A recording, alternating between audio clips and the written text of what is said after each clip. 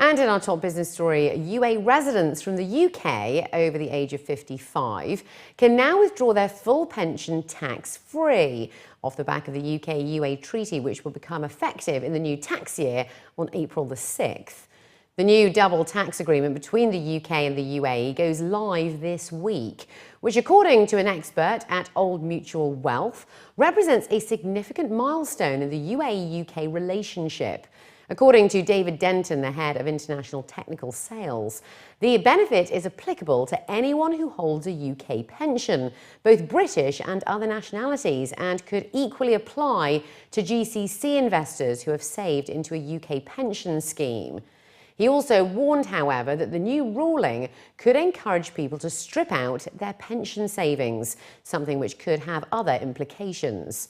He was quoted saying that for UK expats, stripping money out of a pension tax-free needs to be balanced against future inheritance tax exposure and the need to ensure that funds last throughout retirement. Anyone considering accessing their cash under this new treaty should seek professional advice. He noted that DTAs like this are intended to enhance economic and trade relations, improve labour movement and protect companies and individuals from direct or indirect double taxation. Dubai's real estate market is on course to stabilise this year, according to the latest report, as a slowing rate of decline across all sectors of the Dubai real estate market suggests increasing stability and the expectation of the market bottoming out before the end of the year.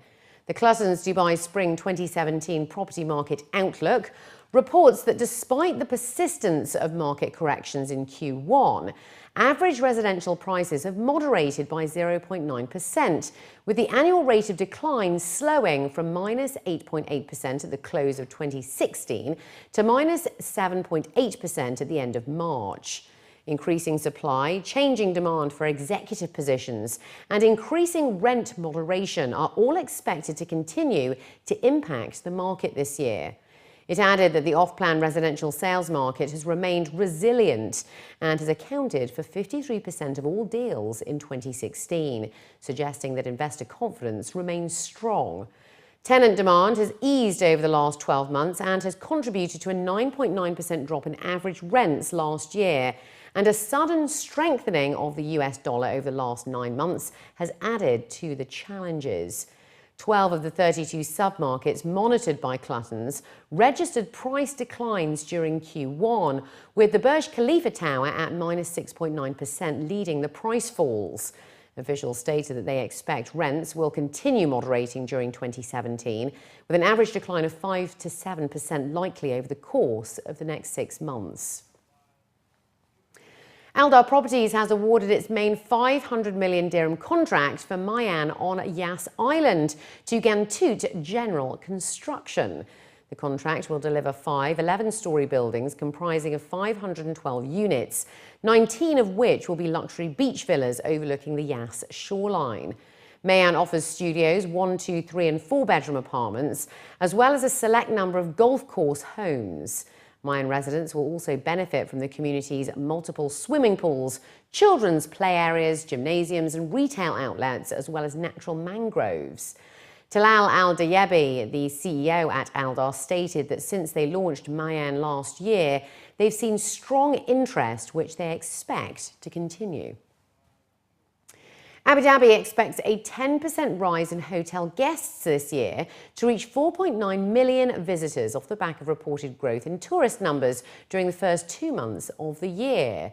According to the Abu Dhabi Tourism and Culture Authority's latest figures, during January and February, 749,650 hotel guests checked into the capital's 170 hotels and hotel apartments, up 5.5% year on year.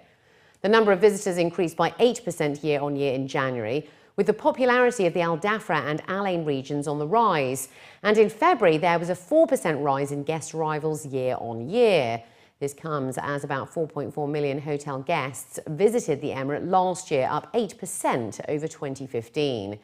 Revenue per available room also rose by 9%, while the average room rate rose by 10% to 451 dirhams during the first 2 months of 2017. The average occupancy rate in the capital also grew by 0.1% year-on-year to hit 76.5% in February off the back of large-scale events. Saif Gobash, the Director General of the TCA Abu Dhabi, was quoted saying that the first 2 months of this year has seen their key overseas markets continue to perform well. And with their year-round programme events, they plan to gain further growth across the tourism sector.